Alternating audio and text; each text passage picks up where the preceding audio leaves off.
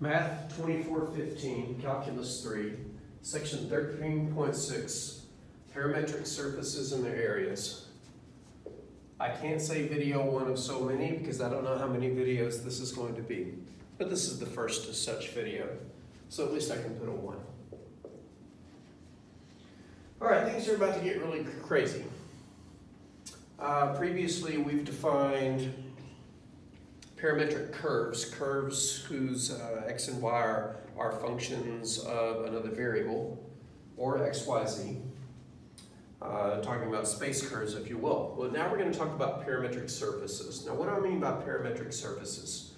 Well, we start with 3 functions, x, y, and z, of 2 independent variables, u and v. So x of u and v, y of u and v, z of u and v. And I'll try very carefully to make my v's pointy so they look different than u's. And these functions are defined for the parameters u and v over some region d in the uv plane.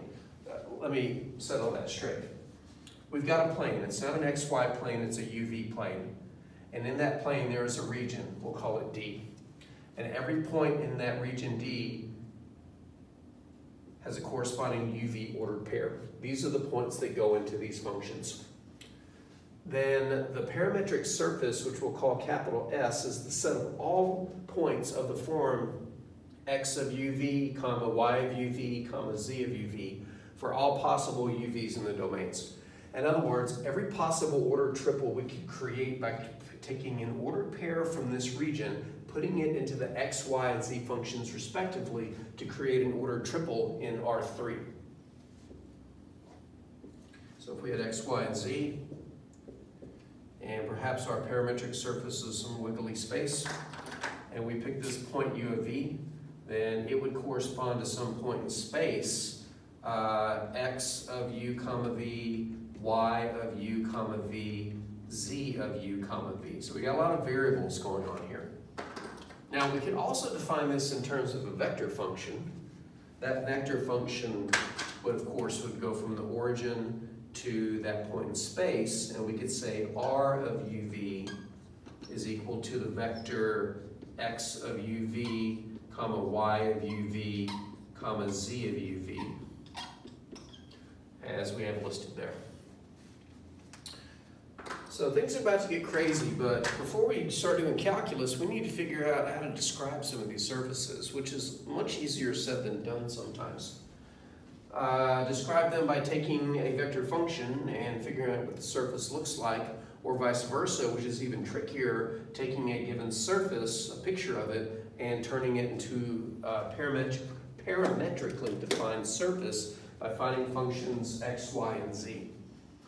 So let's see if we can sketch this vector function's parametric surface. R of uv equals 2 cosine v, comma, u, comma, 2 sine v. This one's actually not too bad. We can start by equating the components that we know. X is equal to 2 cosine of v. Cosine has an s.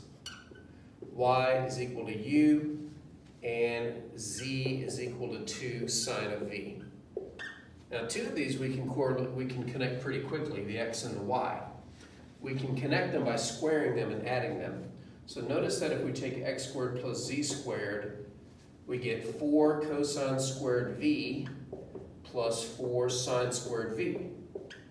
And if we factor out the 4, that leaves cosine squared plus sine squared, which is 1. So we know that one of the equations that defines this curve is x squared plus z squared is equal to 4. Which is a circle in the xz plane, but because it's independent of y, it's a cylinder parallel to the y-axis.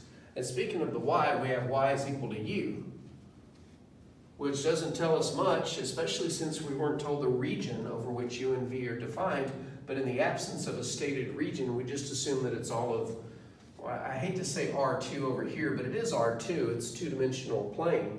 It's just that the r's over here are u's and v's instead of x's and y's.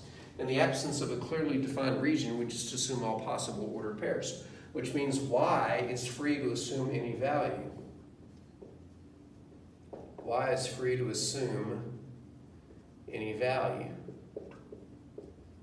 Not so much for the x and the z, they're determined based on what v equals, but we already know that they have to satisfy this equation of a circle. So what would the surface look like? Well, we already said in the xz plane, it would be a circle. So imagine a circle back here against the wall. And because it's independent of y, that circle can slide back and forth as much as we want. Let's take off that part of it so it looks has a little bit of depth. This, of course, would be a circle with a radius of 2, so it would cross the y-axis at 2 and the z-axis of 2. So we get this cylinder, this little pipe that we can look down. So that one wasn't too bad. But sometimes when you are sketching a parametric surface, you'll be given some restrictions on what the u and v can be. For example, let's say that u is restricted between 0 and pi over 2. And let's say that v is restricted between 0 and 2. I'm sorry, I got those backwards. The v is the one that I wanted to restrict trigonometrically. So let's say v is restricted between 0 and pi over 2, and u is restricted between 0 and 2. Because u determines the y-coordinates, if we went to y equals 2, that's as far over as we could slide the cylinder. So it would only go over about that far. But because of the angular restrictions on v, it can only go between 0 and pi over 2. Well, when v equals 0, we get x equals 2 cosine of v, which is 2, and z is equal to 2 sine of 0, which is 0. So we're at the point 2 comma 0 in the xz plane, and when v is equal to pi over 2, x is equal to 2 cosine of pi over 2, which is 0, but z is equal to 2 sine of pi over 2, which is 2. So we're at the point 0, 2 in the xz plane. In other words, we would start here and rotate up there, and it'd be like a quarter pipe. So if I were to redraw it with these restrictions, it would look something a little bit more like this. In the xz plane, we would only have this 1/4 of a circle, and we would only go over 2 in the y direction. So it looks like it'd be about like that.